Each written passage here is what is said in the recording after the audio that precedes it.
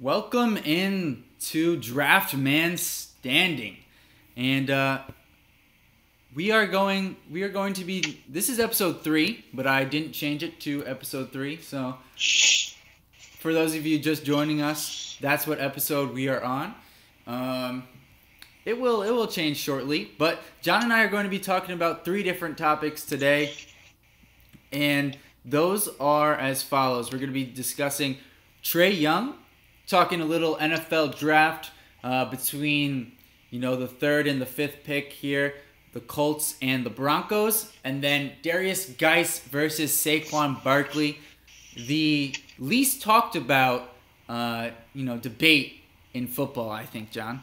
Yeah, at least at the moment. Yeah, so I'll just get started here with Trae Young, and I think John has some questions about Trae Young, and I've been scouting him for a bit now, but I don't have the full picture yet, but I do have at least a preliminary one.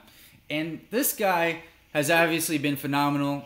People have been talking about him for quite some time now, and he's definitely captured the national spotlight. And when you're averaging 30 points and 10 assists in college, you deserve to.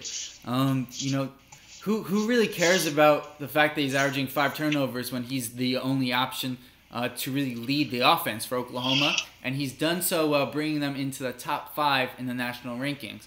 So this guy's gone from, off the radar to potential top 3 pick. And, he was supposed to be a guy who was maybe in the conversation for next year's draft. And now, as far as he's climbed, and what's funny to me is how short people's memories are. Because just a few seasons ago, there was another guard who was in a similar position as Trae Young in terms of he was, people knew about him, but he wasn't expected to go after his freshman year, and certainly wasn't expected to go in the top 3. And that guard was D'Angelo Russell. And people, by all means, Trae Young's ascent has been rapid and amazing, but it's not as though it hasn't been done before. It happened only 3 seasons ago. Right. So yeah, go ahead, John. One question I do have for you, Jack, about Trae Young, and for everyone else listening, is he a guy at the NBA level who, obviously not going to put up 30 and 10 as a rookie, but is he a guy who can carry a team, you think, if he does go very high in the lottery to a team that, may be struggling, may not have enough talent around him initially? Yeah, that's a good question, John. And I think it's tough to answer, but I will point to Stephen Curry as an example of someone, similar size, who had the ability to make a big impact on a team. Now, I say big impact, but not carry a team, because Steph's first few seasons in the league, he was not carrying the Warriors, although you have to also admit the talent around him wasn't conducive to do so. He was playing with Monte Ellis and I believe at the time Ekpe Udo was the recent draft pick. And Andres Biedrins was still there, and so it took time. So I will say immediately, no, I don't think he can carry a team. It will be interesting where he goes. Like if he goes to Atlanta, for instance, playing there, I think he could have more opportunities to grow. Even though, Schroeder's there, it could be a good opportunity for him to develop into being able to carry a team versus maybe another team who already has a point guard. With the number of point guards in this league, it might be tough to find that perfect landing spot for Mr. Young. Right, and then talking about the perfect landing spot, is there a team that you look at maybe besides Atlanta that you say, okay, if he goes here, I think this is his best case for being getting the most out of him? Sure. So, yeah, Atlanta would be great, but Phoenix Suns fans may love this or may hate this, but I think that is the next best place for him to go. And I think that might be the best place for him to go, honestly. Even as bad as the defense would be with him and Booker, you have to take that chance for the potential, the offensive potential that matchup would have. They could they could score average 50 points a night. Yeah, 50 points a night. Exactly where I was going, John. And and it wouldn't be out of the question that they would also have 15 assists. Right. So the offensive output that you could generate with those two it's too good of an opportunity to pass up if you're Phoenix, to me, to not take that opportunity. Right, and then moving on here, do you think that the scoring ability that Young has is going to translate right away to the NBA? Because sometimes we see with guys like maybe Lonzo Ball where the scoring doesn't go hand in hand right away from college to NBA, and it takes some time. Sure. Lonzo Ball is definitely a very different player. Right, of course. He's a guy who, is pass first, obviously, and Trae Young is, although he gets 10 assists a game, more than Lonzo Ball, he's not pass first, I would say. He's a great passer, but he's not pass first. And Trae Young's shooting ability is more orthodox, to put it nicely. And, his range, on the other hand, is extraordinary. And so, with those things in mind, as well as his ability to get past his man, something that Lonzo Ball also didn't necessarily possess in terms of breaking down, going one-on-one and being able to get past your guy. Right. Those things go towards the positive end of the spectrum in terms of Young's ability to have success at the next level. But, on the flip side, look at the matchup where he went against Javon Carter and that West Virginia pressing defense. He really struggled. His efficiency was awful. He had somewhere around 8 or 9 turnovers in the game, and so there is evidence to say that he will struggle at the next level. And so and also another good case of a guy who, again, not a perfect comparison to Trae Young, but Malik Monk is a guy who had a lot of success at the college level, shooting extended range threes, shooting contested shots, and has really struggled at the next level just to get consistent minutes. And so I do think Trae Young is going to have growing pains, to give you the long-winded answer there, John. Right. Now, you alluded to it a little earlier, but in terms of weakness, do you think that Trae Young's defensive ability is really going to hold him back? Do you think it's something he can get better at the next level? Yeah, you've seen Steph Curry, the guy who people are going to want to compare him to, get better at the defensive end of the court throughout his career. And for a guy like Trae Young, who has as much basketball IQ as he possesses, he should be able to. But, there is a limit. He is only so quick, he's only so tall, only so long. And those three things are, the indicators for what it takes to be a great defender. And so he doesn't possess them. But he is very smart. He is a heady player, and there is definitely room for improvement on that end. Also, at the NBA level, there'll be, I think, better scheming for Young, but it should be important to note that you could see teams, especially early on, try to take advantage of him, and a la how the Cavs would, where they would set a screen and then try to go one-on-one on Curry. I wouldn't be surprised if you see some of that against Young, but it will be rare in the regular season to see that level of offensive play design, if you will. All right. So, Jack, unless you want to add anything else, I think we can move on to something I've been excited to look at. Yeah, the one last thing here about Trae Young.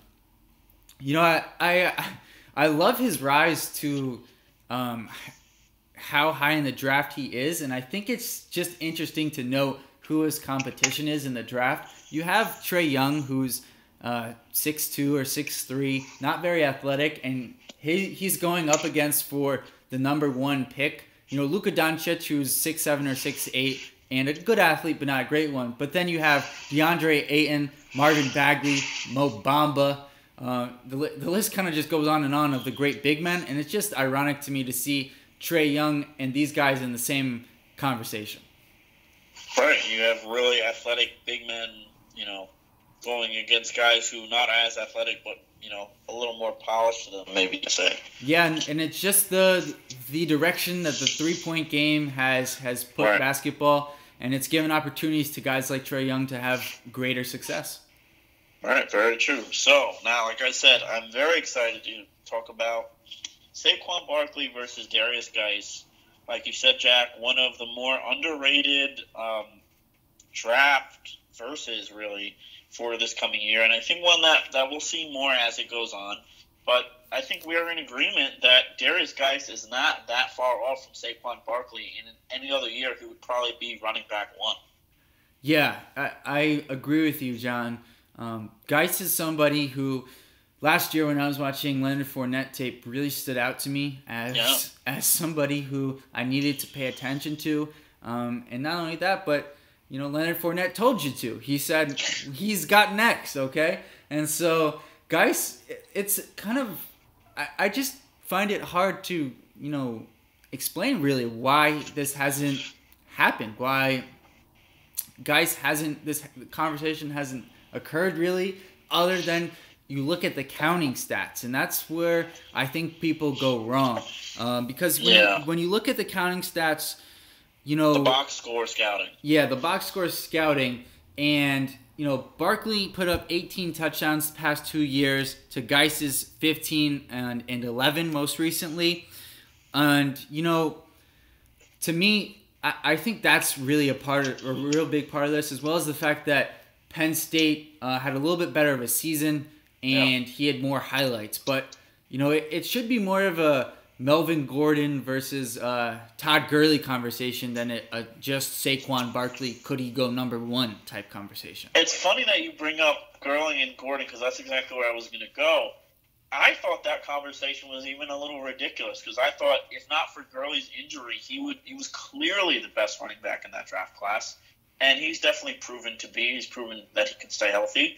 And Melvin Gordon has been good, but not quite Todd Gurley. But I think I'm surprised it's not closer to something like that, though. For at least the draft media, in that you have two guys who are, similarly talented. Although Barkley, we can agree is better than Darius Guice. But Guice may be, at least to me, from what I've seen, maybe a better all-around type of guy. He can't quite match Barkley in his creative ability, in his speed, in his quickness and agility.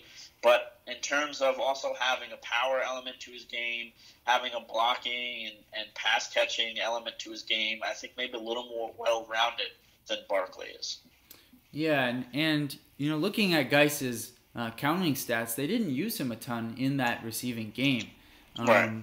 Not necessarily surprising, because as we've seen with Leonard Fournette in Jacksonville, they didn't use Fournette that way at all. So people thought Fournette couldn't do it, and lo and behold, he can. So they learned their lesson. They used him at least some, but not enough, at least in my estimation. This, at least to this point, sounds like we are almost campaigning for Guice over Barkley, and I don't know if I'd go quite that far. No, I agree. I still think Barkley's a better player. I still think Barkley is the better player here, but it should be a conversation, and I fully expected it to be for quite some time, but something happened this year around, I'd say, October, November, where everything just went straight to Saquon Barkley, and people kind of forgot about Darius Guice. Right, and I think it has a lot to do with he was a Heisman candidate for a long time, until the very end of the season, until really he was shut down against Ohio State. He was a Heisman candidate, and Guice had some injuries that he was dealing with this season, and LSU had a pretty bad season, at least compared to Penn State, like you said. So I think just his team and his own starlight really just eclipsed what was going on with Guice, even though Guice had a great year. You look at the numbers, you look at the individual game performance on tape, he had a great year in his own right. But I think when you get talked about as a Heisman Trophy candidate and you're a good NFL prospect, it's not like you're, one of these guys like Tim Tebow, where, sure, you're a Heisman candidate, but your skills don't transfer at the NFL level. When you're a guy like Saquon Barkley, whose skills can transfer at the NFL level, you're going to get naturally a little more hype. And a lot of NFL draft media is built on what the hype of the player is. People saying he's the best running back they've ever seen, which is kind of crazy to me. I don't think he's better than guys like Adrian Peterson and Todd Gurley. Yeah, I agree with you. I mean, obviously, you know how I feel about Todd Gurley. I felt Todd Gurley was like the best running back coming out in quite some time, and Adrian Peterson was obviously phenomenal. But, as we've said, this should be a conversation at the very least. It was for quite some time. Now it's not. And, I wouldn't be surprised, honestly, if closer to draft time, right, we see Barkley. After the combine. Yeah, we see Barkley not quite, right now he's in that number one conversation, which is crazy. So you see him fall a little bit. I'm not saying anything crazy, but just a little bit in terms of he goes from the 1 and 2 spot to somewhere, 3, 4, 5, right? And then you see Guice kind of move up the draft board in terms of, top 25, maybe top 20. And then maybe people get back to that conversation of, and even then it's not close enough where I think people are going to talk about it as much as they should. Right, yeah, I agree. I think it needs to be a conversation. People need to talk about it. I'm sure there has to be a few NFL teams who have Guice ahead of Barkley, just based on his all-around game. I would imagine. I don't think every single NFL team has Barkley as running back. One, maybe they do. But I think, like you said, as it gets closer to the draft, it'll become more of a conversation. And, I think it's a very valid one, even if we both agree that Barkley is the best running back in this class. Maybe not necessarily, player number one.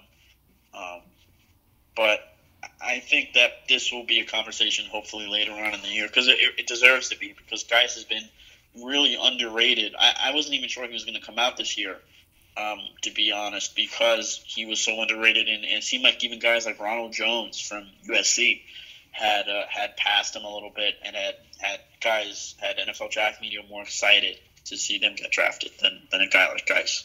Right, but I think you hit the nail on the head there. NFL draft media, not right. NFL not the draft, scouts, not the guys whose opinion matters the most. Yeah, not the execs, and so we will see. We will see, but transitioning here, John, to a couple of teams who could have potential to pick Saquon Barkley in the top 5, although I really doubt they will. The Colts and the Broncos, and the Colts, I guess. Both these teams could pick Barkley. It's not out of the realm. They both have definitely an opening at the running back position. Question marks at quarterback where Barkley could help. But let's talk about the Colts first, since they pick first. I think Chris Ballard is in quite a tough position. Yeah, he needs to get this draft right. Yeah, he took the job last year, and I thought in the draft he did a good job. And in free agency, he did a pretty good job, too.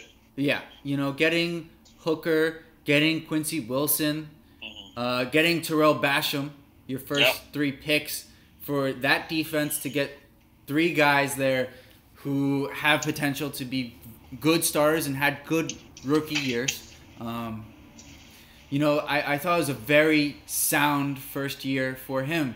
But with the questions surrounding Andrew Luck, John, how do you approach this 3rd pick? Yeah, I think it's very tough. I was going to say that we'll talk about Luck here. I'm really not sure. I mean, you have to figure out, is he going to be ready next year? Does he still want to play for you? And if not, then you have to think about putting together, an effort to try and move him to a different team. And I'm sure there's a team who would give up picks and other assets for Andrew Luck, even if they're not 100% certain of his health, just because he is that level of talent. But I think that has to be the first thing. You have to figure out what his status is. Is he going to be healthy? Does he still want to play for you? And then going forward from there, then you can decide where you want to go. And I think Barkley could be a landing spot in Indianapolis because you heard their owner there, I'm blanking on his name, Jim Irsay, say that, Peyton Manning needed Edgerrin James. So that kind of sounds like to me, well, Andrew Luck needs a running back. And Frank Gore, bless Frank Gore, he still has yardage, he still has gas in the tank, he can still run. But, he's got to be 32, 33 now, I think, at this point. Right. He's been in the league for a while. And you're going to need a guy who can really electrify the offense and can threaten defenses more than Frank Gore can at this point. And I think that could be, obviously, Barkley could do that. And I wouldn't be surprised if Luck is good to go for next year. If the pick is Saquon Barkley, because it would seem like that may be the guy that Irsay wants. And, I don't know if Irsay necessarily is going to assert his authority and say, I'm the owner, this is who I want. But he very well could. And, if Barkley ends up in Indianapolis, I think that would be great for Andrew Luck, give him another weapon, and take a little pressure off him as well at the same time. Yeah, John. Two things. One, I find it funny how you talked about Frank Gore and you said kind of bless his heart, if you will. Yeah. Like he's somebody's grandmother and he's that old. But I think the Colts also, if they don't want to go the Saquon Barkley route, in a more serious note here, should take a look at Quentin Nelson, because he might just be the best player in this draft regardless of position. Right. And I know, picking a guard at 3, everyone's going to kind of roll their eyes because that's kind of a no-no, right? But yeah. It just would seem to me, if Luck's coming back, you would want as good of a line around him to protect him, because you don't want to deal with this. As much as you can limit it, you want to have as much control as you can. And somebody like Quentin Nelson would give them more control over the outcome of Andrew Luck's health. Yeah, I think that's true. I think Nelson is definitely a possibility. You could fit him in probably at left guard. You have some pieces already on that line. You have Ryan Kelly, who's been solid at center, even though he's had some injury issues. Jack Newhart, Anthony Costanzo has played better. You have, I believe they drafted LaRaven Clark 2 years ago. Not this past draft, but the draft before that. So there are definitely some guys that you can that are could help the line. But Nelson could definitely wind up being the final piece of that offensive line, and could definitely help Luck a lot when he does eventually get back, if he does eventually get back. So, yeah, I think Nelson is definitely a possibility there. The rumor is that the Colts are going to move to a 4-3 defense, which I think is conducive to some of the players they have there already, like Jabal Shield and Terrell Basham. Right. And I've seen Bradley Chubb as a potential draft pick for them at 3, and I think he would be excellent. He's a great pass rusher, not quite on the level of a Jadeveon Clowney or Myles Garrett, but definitely right behind them in terms of his status as a prospect. Yeah, he's not quite as athletic as those guys, right. But that's really not a negative on anyone. I mean, those guys are about as athletic as a safety or cornerback is when they play defensive end. So. Those guys are basically aliens. Yes, exactly. So that's taking nothing away from Bradley Chubb, who's an outstanding player. I agree with you. That'd be a good pick. And I think we just listed 3 potential options for the Colts to go to at number 3, which would help regardless of if Andrew Luck comes back. Right. And so I think that's the way their GM has to look at it. He's got to make a pick that is going to help regardless of if Luck comes back, because at this point in his career, with as many injury issues as he's had, you can't say for beyond a reasonable doubt, if you will, that he will be back.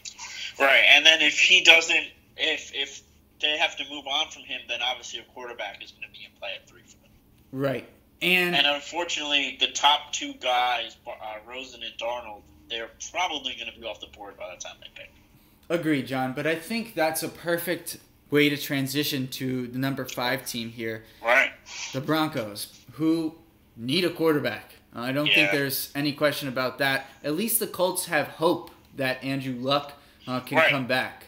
And they have Jacoby Brissett even, who wasn't great last year, but showed flashes. Right, exactly. Great point there, John. But the Broncos, I mean, when you go back to Brock Osweiler, you know you're in trouble. Yeah, exactly.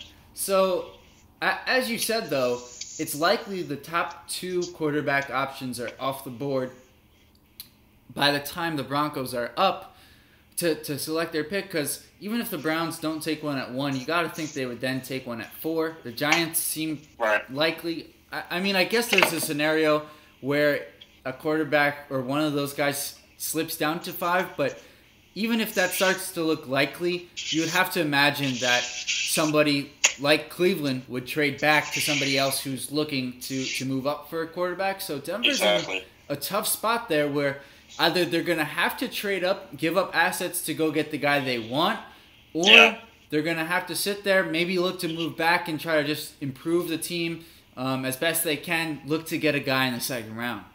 Yeah, or settle for one of the other quarterbacks that are left over at 5. Because you have to figure that, personally, I think Lamar Jackson's the second best quarterback. I think hopefully he'll close the gap on Sam Darnold as we get closer. And ultimately, I hope he's going to be the pick for the New York Giants at 2, with Rosen probably going 1 or Darnold going 1. So that leaves you with Baker Mayfield, Josh Allen, and Darnold or Rosen left over. I would think the leftover between Rosen and Darnold would probably go in a trade-up. Now, whether that's the Broncos or not, we would have to see. There's still so much time before draft season. It's hard to predict what's going to happen, who's going to trade up, who's going to trade down. But I do think that the Colts are not in a great spot. I think Broncos. They're going to have to either trade up to get the quarterback or be left with a guy who they feel comfortable with but may not be their number 1 pick. So a guy like Mayfield or Josh Allen. Both of those guys I don't really think are worth taking in the first round, especially taking top 5 overall. Josh Allen reminds me of Paxton Lynch. Yeah, I was going to say that. You really want to go down the road with another Paxton Lynch-type project when that one failed so horribly. And to be fair, they did kind of pull the plug a little early on Paxton Lynch. But, you really want to go down the road with that. I would have to think maybe they'd go with a guy like Baker Mayfield, but even him, I have some issues with him as a passer. I'm not sure he's an NFL-type starting quarterback as opposed to maybe just a backup. So I'm not certain about Mayfield. Allen, I should scare any Denver Broncos fan who has seen them get absolutely nothing out of Paxton Lynch over the past 2 years. So there's a lot that Denver has to look at this year if they are certain they want a quarterback. And they have to be thinking about quarterback, even if it's not in the first round, even if they want to try and give the same guys another year, try to give Paxton Lynch one more year and try to get someone to push him in the second round, like maybe Mason Rudolph or something. That's possible. But otherwise, I think they have to go ahead and pull the trigger on a quarterback and probably move up to get a quarterback. Yeah, I think they have to go quarterback, as you said. But if they don't, let's go to the other option here. If they don't go quarterback, they have other issues, if you will. Brandon Marshall, the